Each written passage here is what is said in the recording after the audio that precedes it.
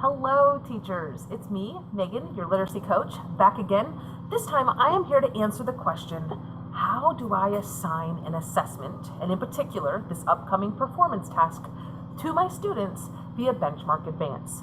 All right, keeping in mind this is going to be a beneficial video for all teachers in grades K through 5 if you use Benchmark Advance to assign any assessment through Benchmark. However, I will be modeling how to push out the benchmark performance task, which is for only grades 2, 3, 4, and 5. Okay, so 2nd through 5th grade teachers, this is good, but again, this is relevant for pushing out any assignment via benchmark.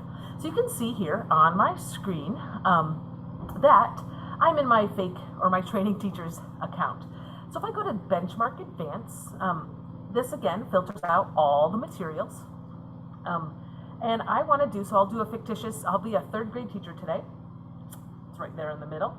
And I want to filter out all my assessments, okay? So this is where you see, as a 3rd grade teacher, every single possible assessment in Benchmark Advance.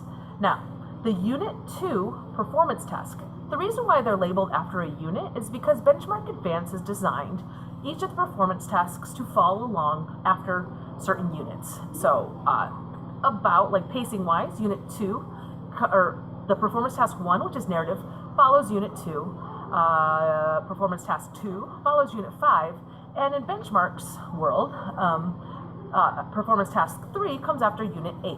Now, this just in Pomona Unified, this year we're doing performance task 3 after Unit 7, so we're going to kind of do that first, and that's our informational task, but I will update you later with that. So when you find your assessment, by the way, if you didn't want to scroll through all of these, knowing that performance task 1 comes after Unit 2, we can go ahead and click out Unit 2, and then you see this assessment. Now, so this is what we want to assign to our students. So remember, over here on your right-hand column, you have always open this assessment column. All right, so take a look here. So one way you can do this is just hold down your mouse and drag this over. You see how it's highlighted blue, and drop it in. What you see is this assessment automatically then populates into the materials. Those are all the things your students are going to get when you push out this performance task. The assignment name, it'll automatically populate a name as well. If you wanted to name it something simpler like writing or something, that's what your students are going to see when they open up their Chromebooks. Instructions to students, you can write instructions, or you don't have to, because especially for this first performance task, you will again be modeling for students and working through this together as a class to show students how to engage in the writing process, making sure they're planning or they're addressing the prompt, to make sure they're editing their work. So this is something that's going to be, at least for this first performance task, very teacher guided. We're using this as a teacher training opportunity.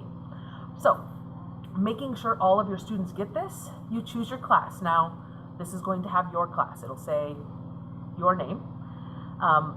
And then you want to assign this to all students. Now, if you wanted to assign this, I don't have groups made to certain groups, but because it's an assessment, you'll probably push it out to all of your students.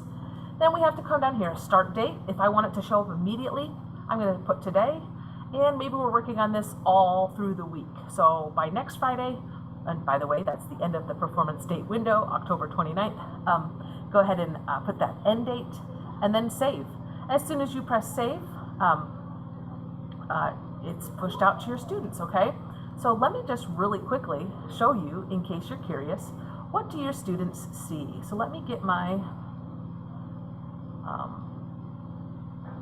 this is now me logging in as a student, all right? So this is what the students get when they open up their Chromebooks and you say, okay, students, click on the benchmark icon. This is the very first screen that students see. So what you'll do as a teacher is you'll guide them to look right here under assignments in the top right-hand corner, and they'll see a little bubble, an orange bubble with however many assignments. So I just pushed out one assignment. So they click on that. Oh, and there it is. We called it the Unit 2 performance task. It's due on the 29th. It's assigned by this teacher, but your students only have the one teacher. And then they can open it by clicking on the book, okay? Again, pull up the assignment, click on the book. So There's always this video for students to learn how to use the assessments. If they don't need to do that, they just can begin the test. So again, this is what students see in the assignment. So here's the first reading passage, okay? Your task, for this task, they're gonna read 2 stories, then you're gonna answer questions about what they've read. In part 2, they're writing a narrative based on the characters and events in the story. So in this first part, it tells you the directions, all right? After reading, answer the responses. They can go back and reread the passage as long as you like, okay? So up here is the 2 readings, okay? So this is the directions. Especially if you're doing this on benchmark, you will want to guide students through where to find each parts of the story. Again, if you do it paper pencil, it's all right there. It prints the passage right with the question, but you'll want to show them. This is the task. This is passage 1. All right. This is passage 2, gathering up the mountain. And for the first part, it asks questions, okay? In this one, how did Emma Jean's feelings, okay? It tells the directions type 2 to 3 sentences. You might really want to teach students how to check to make sure that they have done every part of each of the questions, okay? The next one, so this is question 1, the next one. Again, this is all still part of part 1, and they still have those same 2 passages. And this one says, okay, this one's based on the second passage, okay? Question 3, again, it pulls up the task and each of the 2 passages. Question 3, and that's part 1. So there's 3 questions in part 1. Then on a second day, that would take, by the way, what we just did would probably take students an hour, if not longer. So walking through, you could even break that up further in your groups. Modeling for students the best practices around writing and attacking a prompt. Maybe come up with thinking maps and ways to organize their thinking. But again, you are modeling for students how to best work through a specific performance task around a specific genre of writing. Okay, and then part 2, it says you'll now have 30 to 40 minutes. That is not required. You could give students up to an hour, hour and a half if they need it. But it says again, part 2, so this is, by the way, so students might want to pause the test, or might want to. Students, if they're finishing the test at a second date, which is recommended because the performance task is meant to be done over at least 2 days, maybe more. So yeah, you want to pause the test and save the test and exit, okay? So again, when students come into their assignments, now it shows that they're working on it. They open it up again. And then they have to find where they left off, okay? Again, it's going to bring them to this screen. All right, and it will actually pull up where they left off. So because we left off on part 2, again, you want to model again. Okay, part 2, you have a different task. This is your assignment. It tells you all the things that they're looking for, making sure. So when teaching them to review and edit, double check, do you have a clear purpose or focus? Is it well organized? Explain to students, you have to explicitly teach. What does a well-organized narrative mean? And how can you double check that, okay?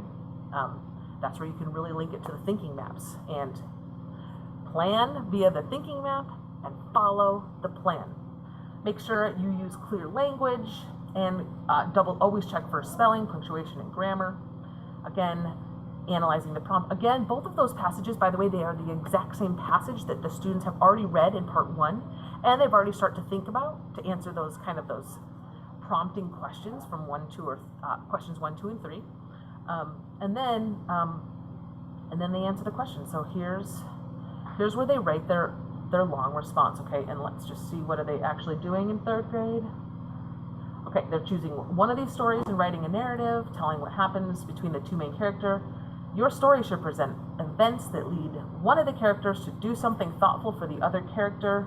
The plot of your story should be based on the details of the story you have already read. Okay, so again, for this performance task 1 after unit 2, you can really model for students what you might write, and then allow them to maybe we're writing the whole thing together, or the first paragraph, the introductory paragraph together, and then maybe give some time for your students to kind of continue on their own to come back and see how they do. All right. Again, when they've written all their things here, they are clicking end test.